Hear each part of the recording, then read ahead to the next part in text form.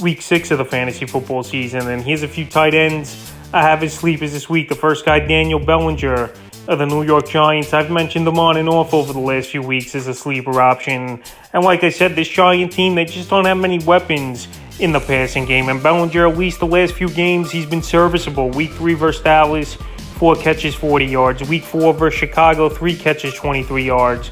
And Week 5 at Green Bay, in that one, he had a rushing touchdown in London with 2 catches, 22 yards. So right now, he's not going to get a rushing touchdown probably again this season here is Daniel Bellinger. But he's a big tight end. He's a youngster.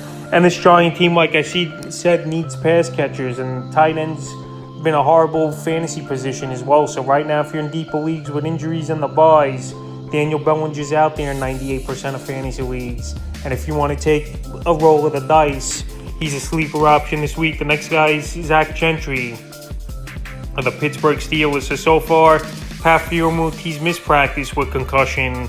And I don't know if he's going to play. So Gentry, he came in relief last week once Freiermuth went out with the injury. 5 catches, 43 yards at Buffalo. And this week here, it's going to be more of the same game script, I imagine, with this Pittsburgh Steelers team struggling early and often and down 2 or 3 scores in the ball game where they're going to have to throw 40, 50 times. Like last week, Pickett threw over 50 attempts in that game. So the Bucs give up the 6th most fantasy points to tight ends, like I mentioned. And Pickett, he has good rapport with Gentry, obviously in training camp and preseason ball games with the second unit over there in Pittsburgh. So right now, he's universally available in 100% of fantasy leagues. And as long as Freiermuth doesn't play, which it looks like he isn't, he's a fantasy sleeper at tight end this week. And the third and final tight end I have as a sleeper options, Noah Fant of the Seattle Seahawks. And Noah Fant here, he's still available in 90% of fantasy leagues. I know last season with Denver, he was a disappointment.